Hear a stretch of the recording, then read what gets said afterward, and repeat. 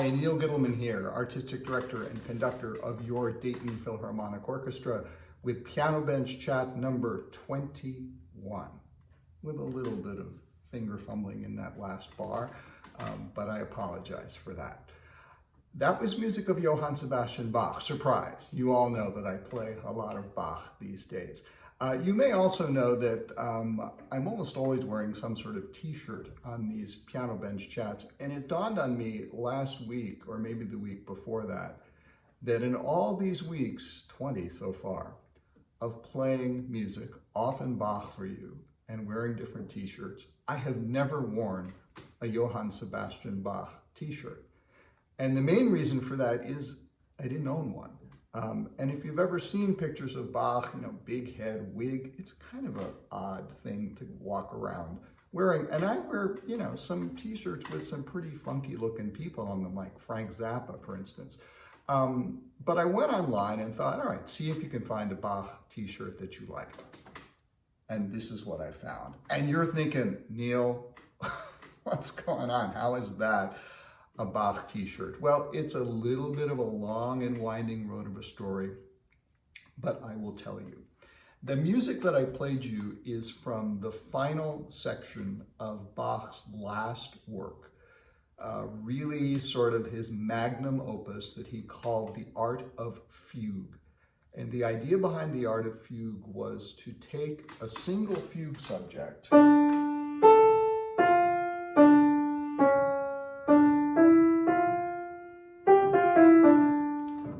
and do everything he could to it and show what his style of music was all about. And in the last fugue of the Art of Fugue, it's the 14th fugue, he gets to this point that I was playing, and in the middle of the fugue, he introduces a new theme.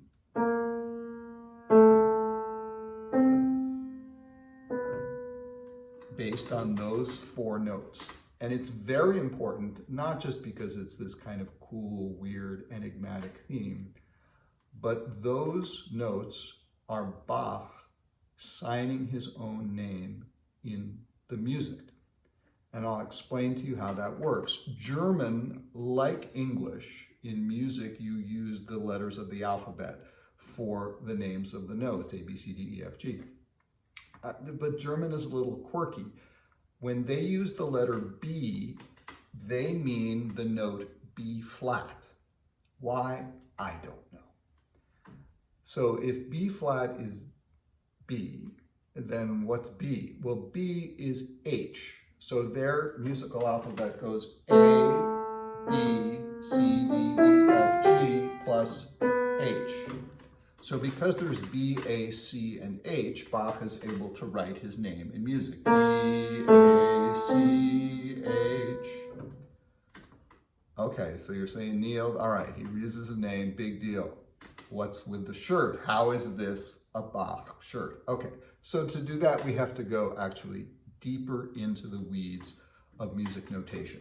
If you've ever played piano, taken piano lessons, then you probably play piano better than I do. But you remember what the music looks like, even if you've forgotten those piano lessons long ago, that you have the two clefs, the treble clef in the right hand and the bass clef for the left hand. That's what they taught us at the beginning. Then they didn't tell us about crossing hands and all kinds of things. But in any event, that setup is called the grand staff, with the treble staff on top and the bass clef staff on the bottom. What they don't tell you is that there is actually another clef.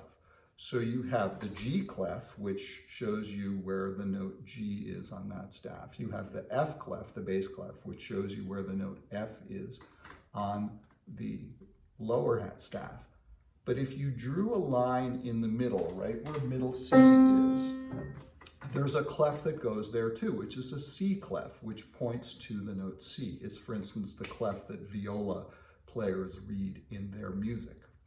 So we have these three clefs: G clef that shows us G, C clef that shows us middle C, and the F clef for the left hand, which shows us where the note F is, and we go off and we read the music. But there are actually 7 clefs, believe it or not.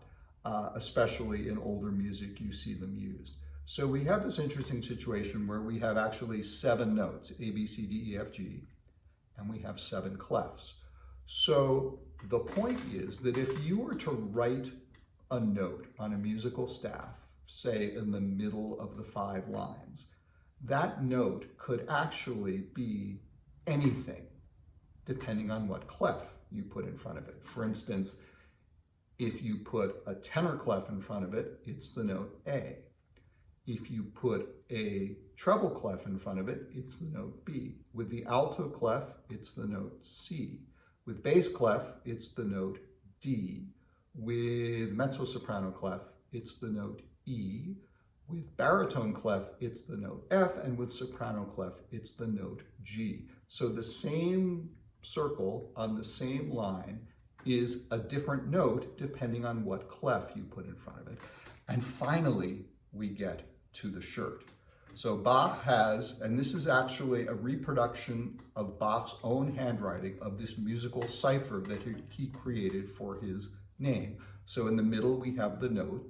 And if you read it this way with the G clef, it's the note B flat.